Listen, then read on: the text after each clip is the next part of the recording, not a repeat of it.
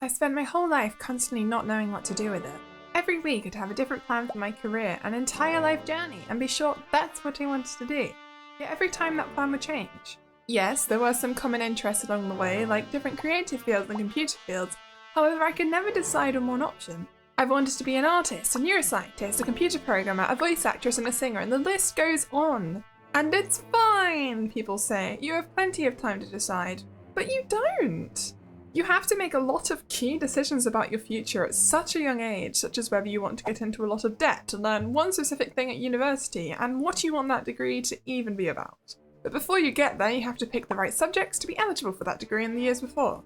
What are you supposed to do if you picked the wrong things and then can't turn back? You can't just keep redoing your courses because you have bills you need to pay and your parents can't be there forever. I turned 20 a little over a month ago and I thought I'd talk about it. I promise not all of this video is negative, but it's terrifying, quite honestly. Where you don't have that feeling of technically being a teenager anymore, where you could tell yourself that it's okay, you still got time. You realise that, yes, that's still true at 20, but you really have to start providing for yourself, and honestly, it's been a struggle. The state of the jobs market is horrendous. Applying for hundreds of jobs to get maybe one person saying, "We are considering your application," and then ghost you sucks. I know I have barely any experience, but I still need to get my foot in the door somewhere, anywhere, but it's just always a no. For clarity, I left university where I was studying graphic design as I was honestly miserable and thought, hey, maybe I could get an apprenticeship. Yeah, no, turns out there aren't many places actually available for those, so good luck getting one.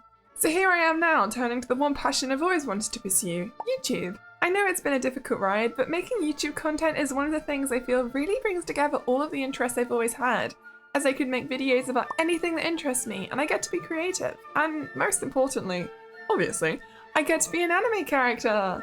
People say you should have a backup plan, and trust me, I'm really trying to get one. But for now, YouTube is all I have, and I love it with all my heart, so I guess expect to see more videos from here. If you're in a position like me where you're struggling to find a job or just struggling to know what to do with your life, you're not the only one by far. I know there's plenty of us out there, and I'm sure we'll figure out what to do. We can't give up. Okay, so job talk over. Here's some other things. A major aspect of my life that's changed over the past few years is friendships, as most people do. I left school and went from seeing my friends every single day to seeing them just a couple of times a year.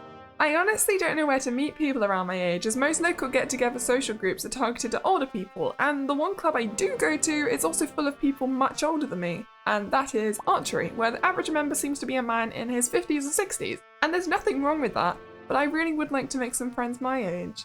I do love archery, but it's a real shame that not many young people do it. Anyway, this isn't to say I have no friends these days, even if I am drifting away from my old friends. I also been making friends online actually, thanks to becoming a VTuber. I can connect with people thousands of miles away about all of our shared interests, which is great, but there's something I miss about that face-to-face connection. I'm sure I'll find some more local friends eventually, it'll just take time and some proactive effort from me. In terms of how my interests and hobbies have changed since being a child, of course, they are different.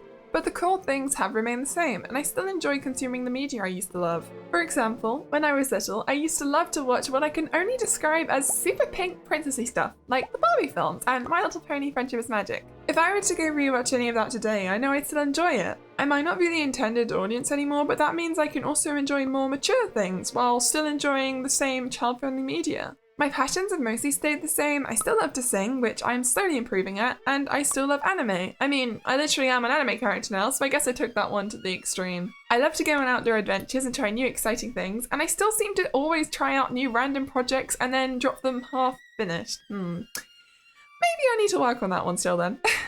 Speaking of working on things, let's set some goals! I have no idea if these will come true, but this video will definitely be interesting to look back on one day. Starting with this year, I'd like to finally reach monetization and reach 2,000 subscribers. That would be very cool, and I really hope that one comes true. But after that, I'd also love to be able to go on some more exciting adventures. I really want to go visit the mountains next year and explore it with a video there, and improve my video making skills as a whole. I'd love to one day have the ability and know how to make videos that remind you of watching TV and visit interesting projects across the country. But for now, I'll keep making small improvements so that I can one day get there. If you've just turned 20 or are about to, hi!